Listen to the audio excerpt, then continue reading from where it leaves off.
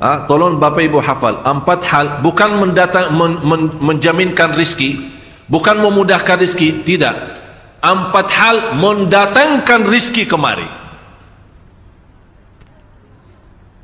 Dan 4 hal bukan Allah kasih kemudahan berarti kita berjalan mencari rizki Allah kasih, tidak.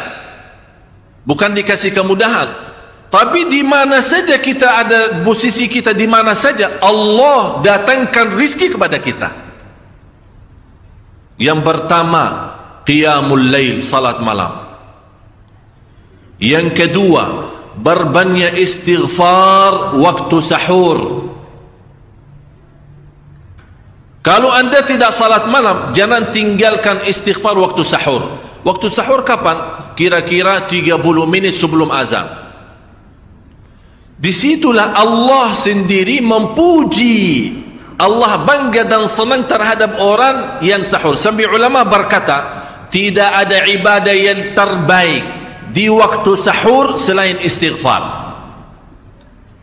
Jadi boleh baca Quran, boleh salat malam, boleh zikir, boleh apapun, tapi yang terbaik istighfar. Fokus hanya istighfar. Astaghfirullah wa atubu ilaih, termasuk istighfar Allahumma anta rabbi la ilaha illa ant, yang Bapak Ibu tahu sayyidul istighfar, yang terutama, yang paling luar biasa. Allahumma anta rabbi la ilaha illa anta khalaqtani wa ana abduka wa ana ala ahdika wa wa'dika mastata'at a'udzu bika min syarri ma sana'at abu'u laka bi ni'matika alayya wa abu'u bi dhanbi faghfirli fa innahu la yaghfiru adh-dhunuba. Ya Allah, kalau kita fahami doa ini luar biasa. Oleh karena itu kata Rasulullah, barang siapa yang membaca sayyidul istighfar kemudian di malam hari dengan keyakinan dia meninggal habis baca istighfar, masuk surga. Masuk surga. Berarti ini salah satu doa yang menjaminkan dengan mudah masuk surga. Jadi 4 hal yang mendatangkan rizki, bukan kita mencarinya, dia yang datang kemari. Apalagi saat mencari lebih mudah. Qiyamul lail, salat malam. Tapi dalam bahasa, mohon maaf Bapak Ibu, dalam bahasa Arab disebut qiyamul lail, bukan salat. Tapi kalau diterjemahkan dalam bahasa kita salat. Tapi kenapa di situ qiyamul lail diberikan qiyamul lail, qiyam artinya berdiri, berarti lama. Saking lama berdiri dikaitkan jadi qiyamul lail.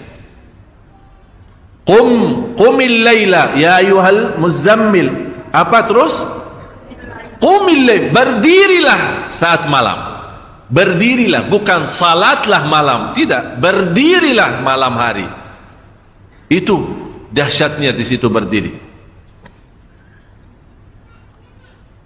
Qiyamul lail. Yang kedua, berbanyak istighfar. Yang ketiga, berbanyak sedekah.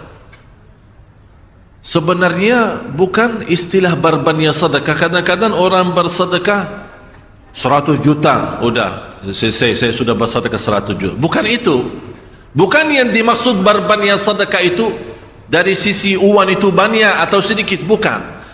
Yang dimaksud rahasia sedekah ta'ahudus sadaqah, istiqamah bersedekah. Istiqamah itu tidak menjadi masalah besar maupun kecil, itu tidak menjadi masalah. Karena bagi Allah tidak ada artinya besar maupun kecil, kita tidak memberikan kepada Allah karena Allah Maha Kaya.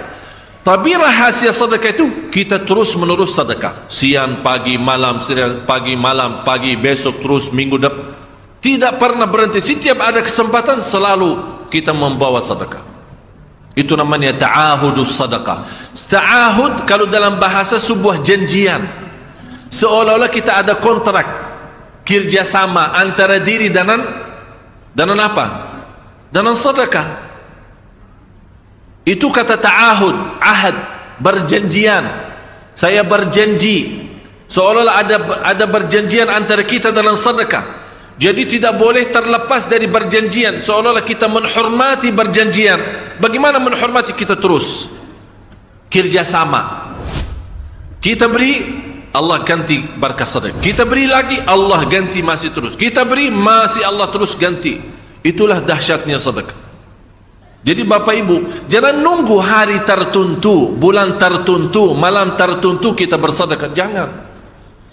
Setiap kita merasa ada berita baik, ada berita maupun ada berita buruk yang menyakiti perasaan kita, di rumah tangga kita, anak kita, suami kita, istri kita, apapun, langsung segera sedekah. Disitulah rahasianya. Ikatkan seolah-olah kita sudah membuat perjanjian antara diri dan sedekah.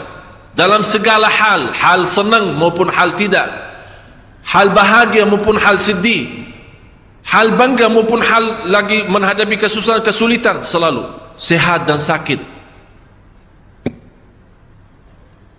Terus yang keempat, zikir, berzikir pagi hari dan sore hari.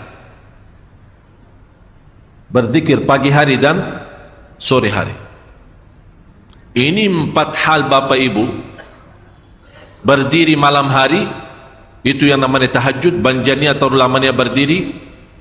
Berbanyak istighfar waktu sahur. Yang ketiga, berbanyak sedekah. Sudah Bapak Ibu mengerti? Jadi istilah berbanyak sedekah bukan artinya harus banyak dari jumlah hitungannya, tidak.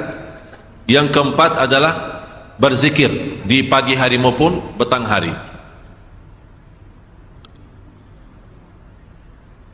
Amman huwa qanitun ana al-laili sajidan wa qa'ima.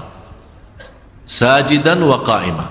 Jadi Bapak Ibu, saat kita berdiri lama, walaupun baca satu ayat, diulangi berkali-kali, walaupun baca surah pendek, tapi diulangi berkali-kali, tidak menjadi masalah. Bapak Ibu hanya hafal qulhu. Qulhu dibaca 3 kali, pahalanya seperti baca Al-Quran 30 juz. Ada seorang salih mengajak kawannya, sudah mendekati subuh, ayo bangun salat malam dan baca sepertiga Al-Quran.